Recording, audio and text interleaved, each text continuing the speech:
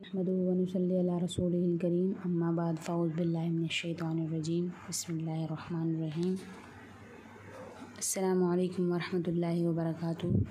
आज का हमारा मुज़ाकरा जो है वो पड़ोसियों के हक़ूक़ के बारे में है। नबी करीम सल्लल्लाहु अलैहि वसल्लम ने पड़ोसियों के चंद हक़ूक़ हमारे सामने रखे हैं, जिनका ज़िक्र नबी करीम सल्लल्लाहु अलैहि वसल्लम से अल्लाह ताला ने बज़रिए हज़रत जिब्राईल अलैहिस्सलाम किया। इंसान का अपने माँ बाप और अपने औलाद और अपने करीबी रिश्तेदारों के अलावा एक मुस्तकिल ताल्लुक़, एक मुस्तकिल वास्ता हमसायों से होता है और इनकी खुशी और इनकी नाराज़गी का ज़िंदगी के सुकून चैन पर और इंसान के अखलाक पर बहुत ही ज़्यादा असर करता है। नबी करीम सल्लल्लाहु अलैहि वसल्लम की तालीम और हिदायत में हमसायों और पड़ोसियों के इस ताल्लुक़ को बहुत बड़ी अज़मत बख्शी गई है और इनके एहतराम और रियायत की ताकीद भी की गई है। यहाँ तक कि इनके ताल्लुकात और इनके अहकामात और इनके हक़ूक़ को इंसान के ईमान का जुज़ और जन्नत में दाखिले की शर्त भी रखा गया है। अल्लाह और उसके रसूल की मोहब्बत का मेयार जो है वो पड़ोसियों के हक़ूक़ हैं। इस सिलसिले में आप सल्लल्लाहु अलैहि वसल्लम से चंद इरशादात जो हैं वो दर्ज झेल हैं। एक वाक़या एक अंसारी सहाबी का नक़ल किया जाता है। वो फरमाते हैं कि मैं नबी करीम सल्लल्लाहु अलैहि वसल्लम की खिदमत में हाज़िर होने के लिए अपने घर से निकला, तो मैं जब नबी करीम सल्लल्लाहु अलैहि वसल्लम के घर तक पहुंचा तो मैंने देखा कि आप एक साहिब के पास खड़े हैं और आप सल्लल्लाहु अलैहि वसल्लम की तरफ बहुत ज़्यादा मुतवज्जे हैं। मैंने ख़्याल किया कि शायद इन्हें आपसे कोई काम है। हज़रत अकरम सल्लल्लाहु अलैहि वसल्लम खड़े रहे और इनसे बातें करते रहे और बहुत देर गुजर गई। सहाबी फरमाते हैं कि यहाँ तक कि मुझे आपके थक जाने के ख़्याल ने बेचैन कर दिया। बहुत देर के बाद जब आप वापस लौटे तो आप मेरी तरफ आए और आपने फरमाया कि आपको मुझसे कोई काम है। मैंने अर्ज़ किया कि अल्लाह के रसूल, इस शख्स ने आपको बहुत देर तक खड़ा रखा और मैं परेशान हो गया हूँ कि आपके पाँव थक गए होंगे। आपने फरमाया कि क्या तुमने इस शख्स को देखा? सहाबी फरमाते हैं, जी हाँ अल्लाह के रसूल, मैंने इस शख्स को देखा। आपने सवाल किया कि आप इस शख्स को जानते हैं? सहाबी ने अर्ज़ किया कि अल्लाह के रसूल, जी नहीं, मैं इस शख्स को नहीं जानता। आपने फरमाया कि वो हज़रत जिब्राईल अलैहिस्सलाम थे जो मुझे पड़ोसियों के हक़ूक़ की ताकीद फरमा रहे थे। यहाँ तक कि उनके हक़ूक़ बयान किए जाने पर मुझे ये खौफ़ होने लगा कि ग़ालिबन आज तो पड़ोसियों को वारिस ही ठहरा दिया जाएगा। तो नबी करीम सल्लल्लाहु अलैहि वसल्लम ने पड़ोसियों के 3 दर्जे ज़िक्र किए हैं। यानी आप फरमाते हैं कि पड़ोसी 3 किस्म के होते हैं।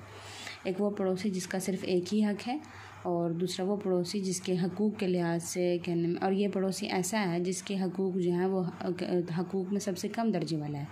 यानी ऐसा पड़ोसी जिसका सिर्फ बंदे पर एक ही हक़ूक़ हो, वो हक़ूक़ में सबसे कम दर्जे का पड़ोसी है। और दूसरा वो पड़ोसी जिसके 2 हक़ूक़ हैं। तीसरा वो पड़ोसी जिसके 3 हक़ूक़ हैं। तो पहला पड़ोसी जिसके बारे में आप सल्लल्लाहु अलैहि वसल्लम ने ये फरमाया कि वो कम दर्जे वाला है, तो एक हक़ वाला पड़ोसी है वो पड़ोसी है जो गैर मुस्लिम हो, जिससे कोई रिश्तेदारी ना हो और उसका सिर्फ़ पड़ोसी होने का हक़ अदा किया जाए। और 2 हक़ूक़ वाला पड़ोसी वो है जो पड़ोसी होने के साथ साथ मुसलमान भी हो। इसका हक़ एक मुसलमान होने की वजह से है और दूसरा पड़ोसी होने की वजह से। और तीसरा वो शख्स जिसके 3 हक़ूक़ हैं। तो 3 हक़ वाला पड़ोसी वो है जो पड़ोसी भी हो, मुसलमान भी हो और रिश्तेदार भी हो। तो इसका एक हक़ मुसलमान होने का होगा, दूसरा हक़ पड़ोसी होने का होगा, तीसरा हक़ रिश्तेदार होने का होगा। इस हदीस में सराहतन और वज़ाहतन ये बात फरमा दी गई है कि पड़ोसियों के जो हक़ूक़ कुरान और हदीस में बयान किए गए हैं, उनके इकराम और रियायत और हुस्न सलूक की जो ताकीद फरमाई गई है, उनमें गैर मुस्लिम पड़ोसी भी शामिल होते हैं और उनके भी वो सब हक़ूक़ हैं। सहाबा कराम ने रसूल सल्लल्लाहु अलैहि वसल्लम की तालीम से यही हमें सिखाया है। और जामे तिरमिज़ी की एक रवायत में हज़रत अब्दुल्लाह बिन उमर बिन आस के मुतल्लिक़ एक रवायत नकल की जाती है कि एक दिन उनके घर एक बकरी ज़िबा की गई। वो तशरीफ़ जब अपने घर लेकर आए तो उन्होंने घर वालों से पूछा, तुम लोगों ने हमारे यहूदी पड़ोसियों के लिए भी गोश्त का हदिया भेजा है? क्योंकि मैंने नबी करीम सल्लल्लाहु अलैहि वसल्लम को ये फरमाते हुए सुना है कि आप फरमाते थे, पड़ोसियों के साथ हुस्न सलूक के बारे में मुझे जिब्राईल ने अल्लाह की जानिब से बराबर वसीयत और ताकीद की है, यहाँ तक कि मुझे ख़याल होने लगा कि वो इसको वारिस भी बना देंगे। तो और हज़रत आयशा नकल करती हैं, हज़रत आयशा फरमाती हैं कि मैंने नबी करीम सल्लल्लाहु अलैहि वसल्लम से दरियाफ़्त किया कि मेरे 2 पड़ोसी हैं, मैं एक को हदिया भेजना चाहती हूँ, तो कैसे भेजूँ? आपने फरमाया जिसका दरवाज़ा तुम्हारे घर के करीब हो तो तुम उसको हदिया भेजो।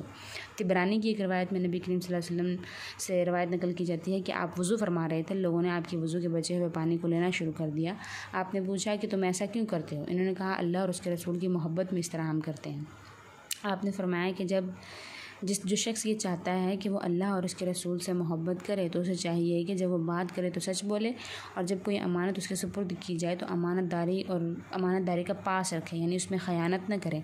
और आखिर में आपने फरमाया कि और अपने पड़ोसियों के साथ हुस्न सलूक का मामला फरमाएँ। और मुस्नद अहमद की एक रवायत में आता है कि क़यामत के दिन सबसे पहले जो झगड़ा खुदा के सामने पेश होगा वो 2 पड़ोसियों का होगा।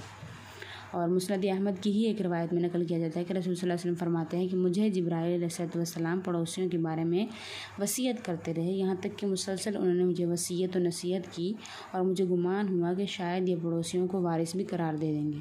आप फरमाते हैं कि बेहतर साथी अल्लाह के नज़दीक वो है जो अपने हमराहियों यानी मुसाफिरों के साथ हुस्न सलूक का मामला करे, और पड़ोसियों में से सबसे बेहतरीन अल्लाह ताला के नज़दीक वो शख्स है जो अपने हमसाइयों से हुस्न सलूक का मामला करे। एक मरतबा नबी करीम सल्लल्लाहु अलैहि वसल्लम ने सहाबा कराम से सवाल किया कि ज़िना के बारे में तुम क्या कहते हो? लोगों ने कहा वो हराम है, अल्लाह और उसके रसूल ने इसे हराम करार दिया है और क़यामत तक वो हराम ही रहेगा। आपने फरमाया कि सुनो, 10 औरतों से ज़िना करने वाला उस शख्स के गुनाह से कम गुनाहगार है जो अपने पड़ोसी की बीवी के साथ ज़िना करे। फिर दरियात फरमाया कि तुम चोरी की निस्बत से क्या कहते हो?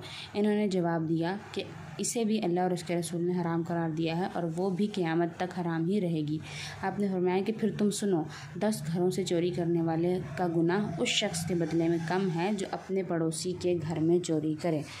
तो हमें चाहिए कि हम अपने पड़ोसियों के हकूक़ का लिहाज रखते हुए उनको पूरा करें जिस कदर अल्लाह ताला ने हमें वसअत दी है, और इनकी अजर सवाब को हासिल करें और इनकी वईदों से अपने आप को महफूज रखें। अफसोस इस बात का है कि अहद नबुव्वत से जितना हम दूरी इख्तियार करते जा रहे हैं उतनी ही आप सल्लल्लाहु अलैहि वसल्लम के तालीमात और हिदायत से भी हमें दूरी हो चुकी है। नबी करीम सल्लल्लाहु अलैहि वसल्लम ने पड़ोसियों के बारे में जो वसीयत और ताकीद उम्मत को फरमाई थी और सहाबा कराम ने जिस कदर उसको पूरा किया, अगर उसी के मुतालिक उम्मत का अमल आज चलता तो आज इस दुनिया का नक्शा कुछ और होता। अल्लाह ताला हम मुसलमानों को तौफीक दे के नबी करीम सल्लल्लाहु अलैहि वसल्लम की तालीम और हिदायत के कदर व कीमत समझें और उसको अपना दस्तूर अमल बना लें। व आखिरु दावाना अनिल हम्दुलिल्लाहि रब्बिल आलमीन। जज़ाकुमुल्लाहु खैरन व अहसन जज़ाए फिद्दारीन।